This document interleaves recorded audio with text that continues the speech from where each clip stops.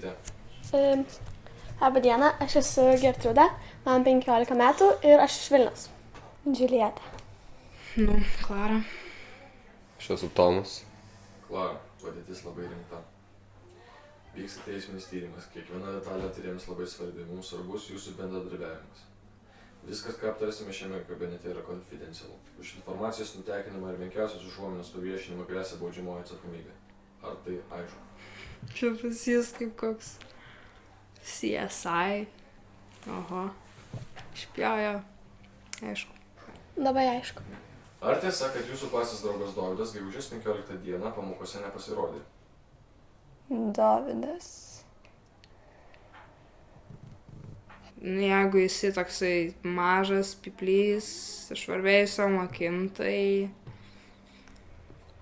Taip tiesa. Pakomentuokite savo santykius su dingusiuoju asmeniu. Nėra tokio dalyko. Mes iš vis nebendraujam. Aš niekada nebendravau su juo ar su kokiu Tomu, nes jam įdomu tik tie, kurie žaidžia kompiuterinius žaidimus. Nuo pat pirmos klasės, kai išėjo Lolas, mes jį grajinom dieną naktį. Klara, matau, jūs nesuvokite padėties rimtumo. Ar žinote, kas yra Dovydo tėvai? Įsivaizduok, nežinau. Aišku, žinau, mano tėvai su jais draugauja, nes jie protingi. Kokie politikai, verslininkai. Dovydo tėvai yra aukšto rango diplomatai, dirbantys su JAV, taip pat ir NATO alijansu. Gali būti, kad su minėtos asmens dingimu yra susijusi viena nuožmiausių tarptautinių teroristų grupuočių. Ar tai aišku? Pakomentuokite, kur buvote gegužės 15 dieną. Taip. 6 valandą atsikėliau. Buvau mokykloj. 5 valandą ėjau robotų konstravimo būrelį.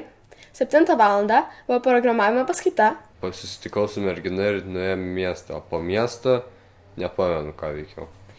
Iki 9:30 skaičiau savo mėgstamiausią knygą 20 amžiaus archeologiniai atradimai. Ar jūs mane kuo nors kaltinat? Jei taip, aš turiu teisę į advokatą. Ir 8 ėjau miegoti, nes man reikia būtinai 8 valandų miego. Ar galėtumėte išvardinti klasiokus, su kuriais paskutiniu metu bendravo Dovydas? Jis su nieko nebendrauja. Kas norėtų kalbėti su nevykėliais? Nebent jūs bendravimą vadinate trenkimą su kempine į galvą. Turime informacijos, kad paskutiniu metu ofensyviai bendravote su Dovydu. Pakomentuokite. Čia aš garantuota, kad šitas žiūrkė Džiulieta prispango kažką tolika tą. Ne. Jis klasiai su nieko nebendrauja, bet su mokykloj. Vat mokykloj jis turi savo nerdšaiką, su kuria visur bendrauja ir nesąmonės kalba. Nerdšaika? Taip, mokykloje egzistuoja tokia organizacija. Iš mūsų klasės būtų Dovydas 100%. Ir... dar Tomas. Ar paskutiniu metu pastebėjote kažką įtartino, kalbant apie Dovydą? Ne. Draugų, su kuriais anksčiau nebendravo? Ne.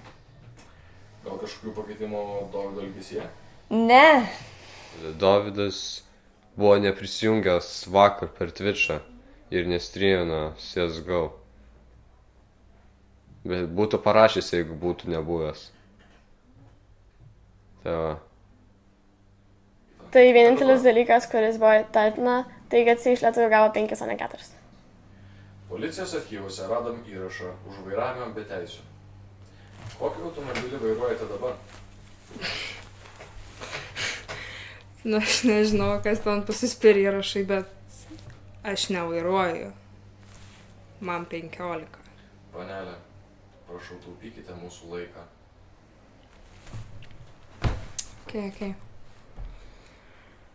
Gerai, aš vieną kartą pavažinėjau tą mažą snarglių, kad jo gyvenimas įgautų prasmę.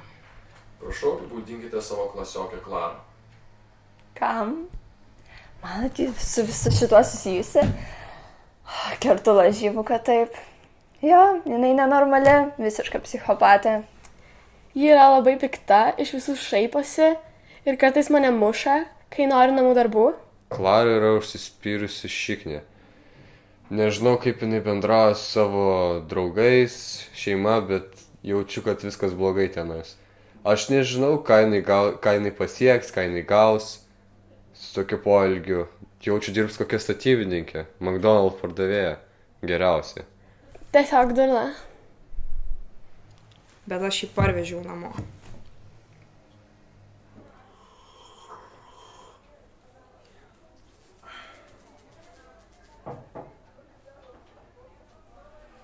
Dovydai, kur buvote pastarąsias 2 paras?